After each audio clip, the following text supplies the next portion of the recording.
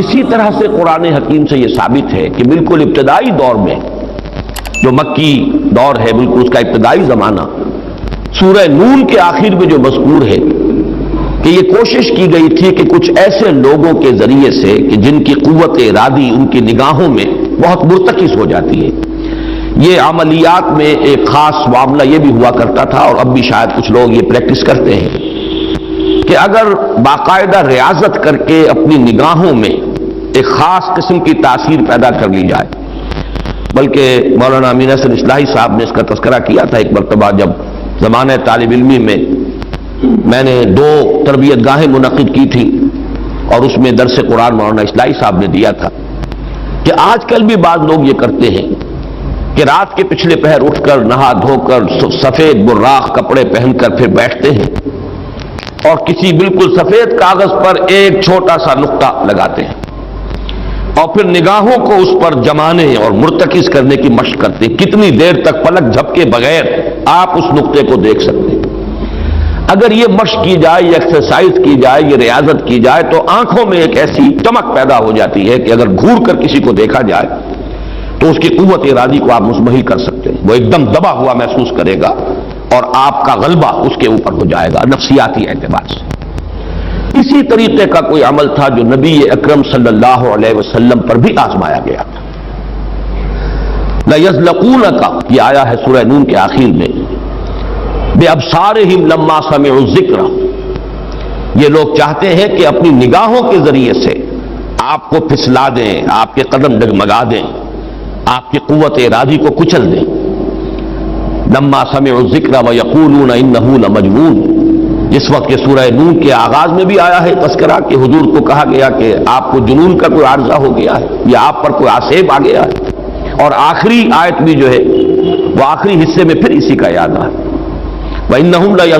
لَيُزْلِقُونَكَ بِأَبْصَارِهِمْ لَمَّا سَمِعُوا الذِّكْرَ وَيَقُولُونَ إِنَّهُ لَمَجْنُونٌ وَمِن شَرِّ حَاسِدٍ إِذَا حَسَدَ، اور حسد کرنے والے کے حسد سے جبکہ وہ حسد کرے۔ اب حسد کے ساتھ ہی نوٹ کر لیجئے، اگرچہ یہاں تو مذکور نہیں ہے، یہ نظر کا لگ جانا، عین العین حق، بعض روایات میں آیا حضور نے فرمایا اس کے اندر اثر ہے۔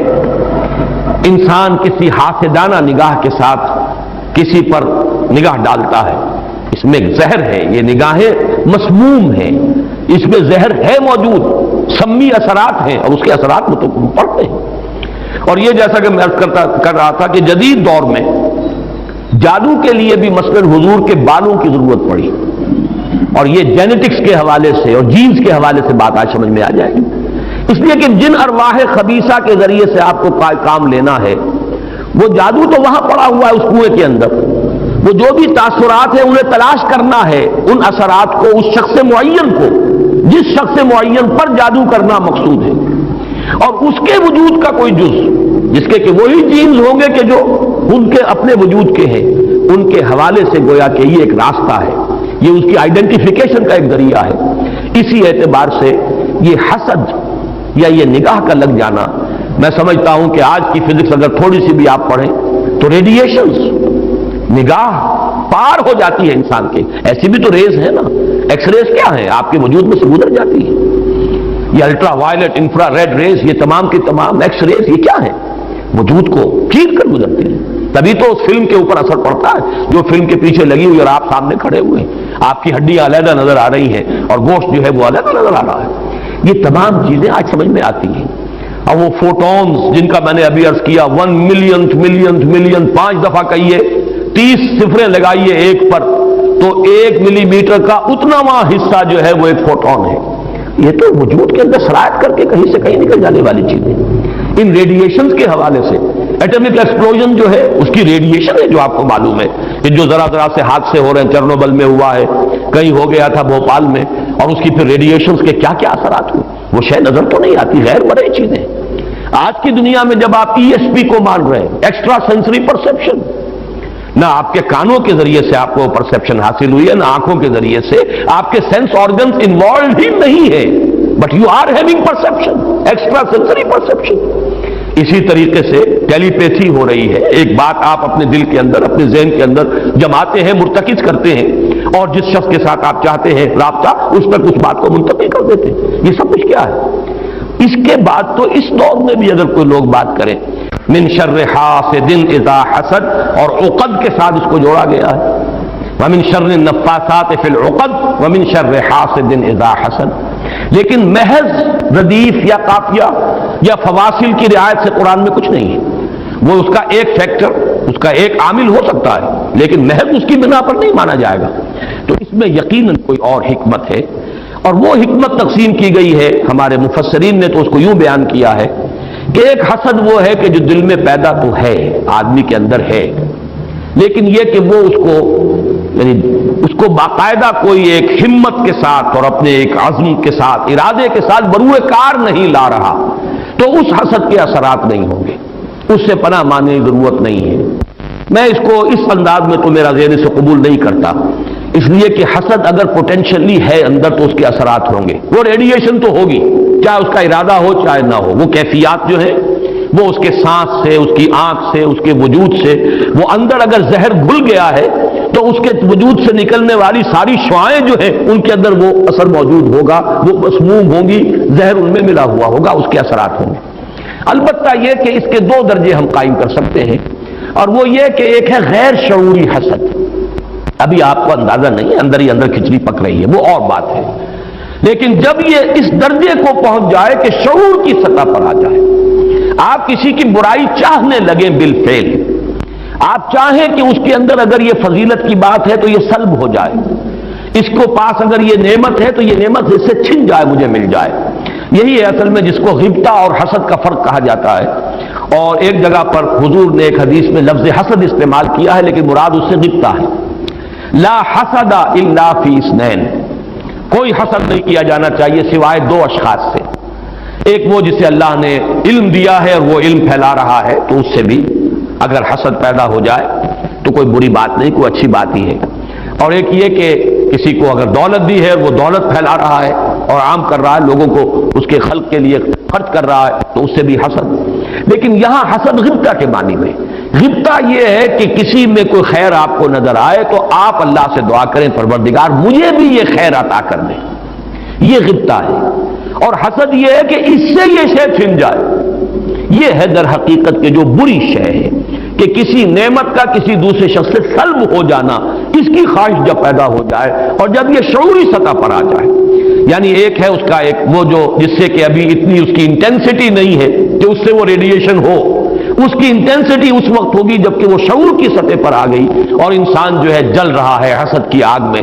اور چاہتا ہے کہ یہ نعمت اس سے سلب ہو جائے، یہ فضیلت جو ہے اس سے چھن جائے. تو یہ شے وہ ہے یقیناً کہ اس کے اثرات، اس کو میں اس وقت جدید فزکس کی اصطلاح میں ریڈیشن کے ذریعے سے اس میں لفظ واضح کر رہا ہوں، اس کے اثرات ممتد ہوتے ہیں. اور اس کے شر سے بھی پناہ مانگنے کی یہاں ہمیں تلقین کی گئی. تلقین محمد الرسول اللہ صلی اللہ علیہ وسلم کو ہوئی اور آپ کی وساطت سے ہم سب کو ہو رہی ہے. قل اعوذ برب الفلق من شر ما خلق ومن شر غاسق اذا وقب ومن شر النفاثات فی العقد ومن شر حاسد اذا حسد. میں جب بھی یہ سورت پڑھتا ہوں تو اگرچہ یہ کہیں مجھے کوئی معصور تو یہ شے نہیں ملی ہے، لیکن اس کے فوراً بعد بالکل کسی تصنع کے بغیر میرے یہ الفاظ بھی زبان پر آ جاتے ہیں. اللہم انی اعوذ بک یا رب الفلق من شر ما خلقت ومن شر غاسق اذا وقب ومن شر النفاثات فی العقد ومن شر حاسد اذا حسد. اسی طرح قل اعوذ برب الناس ملک الناس، تو وہاں بھی اللہم انی اعوذ بک یا ربی و رب الناس و یا الہی و الہ الناس و یا ملکی و ملک الناس. تو اس طریقے سے گویا کہ اس لفظ قل کیونکہ یہ فعل امر ہے، حکم ہے، تو اس پر ہم اگر فوری طور پر اس کی تعمیل کیا کریں تو یہ اگرچہ معصور نہیں ہے، میں صرف اپنے ذوق کی بات کہہ رہا ہوں، اور بہرحال اس میں کوئی شے ممنوع نہیں ہے. دعا تو ہم مانگ سکتے ہیں، تو دعا ہی کی شکل ہے. تو جو الفاظ ہمیں اللہ نے تلقین کیے ہوں انہی کے حوالے سے ہم وہ دعا مانگے، تعوذ کریں. قل اعوذ بک، قل کو چھوڑ دیجئے، اعوذ بک اللہم انی اعوذ بک یا رب الفلق من شر ما خلقتا. اب یہ خلقہ کی بجائے مخاطب کیونکہ ہم کر رہے ہیں اللہ کو، من شر ما خلقتا. آگے جو کہ تو الفاظ رہیں گے ان میں کوئی تبدیلی کی ضرورت نہیں ہے. مولانا محمد قاسم نانوتوی دیوبند کے مؤسسین میں سے مولانا رشید احمد گنگوہی اور مولانا محمد قاسم نانوتوی رحمہم اللہ، یہ دو ہیں اصل میں یہ دارالعلوم دیوبند کے مؤسس، اس کی ابتدا کرنے والے۔ ان کے شاگرد شیخ الہند، ان کے شاگرد علامہ شبیر احمد عثمانی، تو انہوں نے یہی الفاظ لکھے ہیں کہ استاد الاستاذ نے جو بات لکھی ہے وہ میں بیان کر رہا ہوں۔ ویسے یہ کہ مولانا عبدالعزیز شاہ عبدالعزیز رحمۃ اللہ علیہ نے بھی اس پر کوئی کتاب لکھی ہے، وہ بہرحال میری نظر سے نہیں گزری، وہ تمثیل اب میں بیان کر رہا ہوں، بڑی پیاری تمثیل ہے۔ انہوں نے تمثیل یہ دی ہے کہ اگر کوئی باغبان یا کوئی اور کھیتی کرنے والا جو ایک پودا لگاتا ہے، کوئی فصل ہے اس کا، کوئی ایک جو ہے بیج یا دانہ پھوٹا ہے، اب یہ جو پودا ہے باغبان یہ چاہتا ہے یہ پروان چڑھے، پھلے پھولے، اسے کوئی گدن نہ پہنچے، کوئی نقصان نہ ہو، اس کی حفاظت کا بندوبست کرے گا تاکہ جس کام کے لیے یہ پودا لگایا وہ مقصد حاصل ہو۔ پودا تو مقصود نہیں ہے، مقصود تو اگر آم کا پودا ہے تو آم کا پھل اس سے حاصل کرنا مقصود ہے۔ تو چار قسم کی اس کے اوپر آفات آ سکتی ہیں۔ پہلی آفت مثلاً حیوانات، جو سبزی خور حیوان ہے وہ اسے کھا نہ جائے، لہذا کوئی جالا آپ اس کے گرد جالی لگاتے ہیں، کوئی باڑ لگاتے ہیں، اس سے بچاتے ہیں، اور یہ جو جانور آ کر کھائے گا، بکری فرض کیجیے کھا جاتی ہے آ کر، تو یہ کوئی اس کی نیت آپ کو ضرر پہنچانے کی نہیں ہے، یہ اس کی طبعی ایک خاصیت ہے، یہ تو اس کی جبلت ہے، یہ اس کی طبیعت ہے، اس کا تقاضا ہے، آپ سے کوئی دشمنی نہیں ہے اسے، بلکہ یہ کہ در حقیقت اس کی اپنی طبیعت کا ایک تقاضا ہے۔ چنانچہ وہ شعر بھی انہوں نے کوٹ کیا ہے، نیش اقرب ناز پائے کی نست اقتضائے طبیعت شی نست، بچھو جو ڈنک مارتا ہے تو یہ آپ سے کوئی دشمنی اسے نہیں ہے، یہ اس کی طبیعت کا، اس کی جو بھی جبلت ہے اس کا تقاضا ہے۔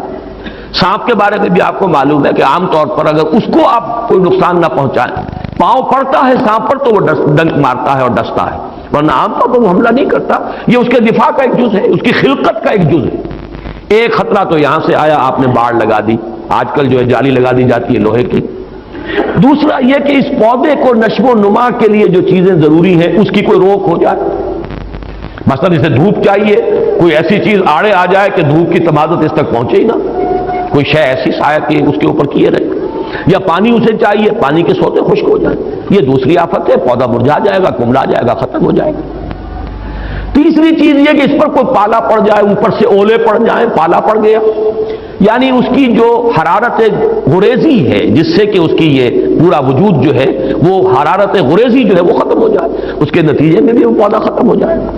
اور آخری شکل یہ ہے کہ کوئی دشمن ہے حاسد اور وہ آئے اسے اکھاڑ کے پھینک دے آپ کو نقصان پہنچانے کی نیت سے۔ یہ چار آفات ہیں جو اس پودے کے اوپر ممکنہ طور پر وارد ہو سکتی ہیں، یہی چار ہیں۔ قل اعوذ برب الفلق من شر ما خلق، یہ وہ خلقت میں جو شر مضمر ہے، وہ اس کے خلقت کا جز ہے۔ نیش اقرب ناز پے کی نست اقتضائے طبیعت کی نست، یہ تو اس کی طبیعت کا، خلقت کا، اس کا تقاضا ہے۔ دوسرا یہ ہے کہ وہ سورج ڈوب گیا، غروب ہو گیا، یا جیسے میں نے کہا تھا حیات معنوی یا حیات مادی کے لیے جو اسباب ضروری ہیں ان میں سے کسی کا سلسلہ منقطع ہو گیا، یہ ہے وَإِذْ شَرِّ غَاسِقٍ إِذَا وَقَبَ۔ تیسری چیز کہ جو در حقیقت جادو کے ذریعے سے ہوتی ہے کہ اندر آپ کے کوئی ایسی شے ہو گئی جس سے آپ کے طبائع اور قوائے طبیعت جو ہے وہ کچھ شل ہو کر رہ جائے، یہ اندر سے حرارت غریزی جیسے اس پودے کی ختم ہو گئی، پالا پڑ گیا۔ جادو کا اثر یہی ہوتا ہے، یا تخبطہ الشیطان من المس جیسے آیا ہے کہ ایسی کیفیت ہو گئی کہ جیسے حواس پورے طور پر بجا نہیں ہے، حواس پورے طریقے سے قائم نہیں ہے، مجتمع نہیں ہے، تو یہ کیفیت جو ہے یہ ومن شر النفاثات فی العقد ومن شر حاسد اذا حسد، جیسے ایک دشمن نے آ کر دشمنی اور آپ کو گزن پہنچانے کے لیے، دشمنی نکالنے کے لیے پودے کو اکھاڑ کے پھینک دیا۔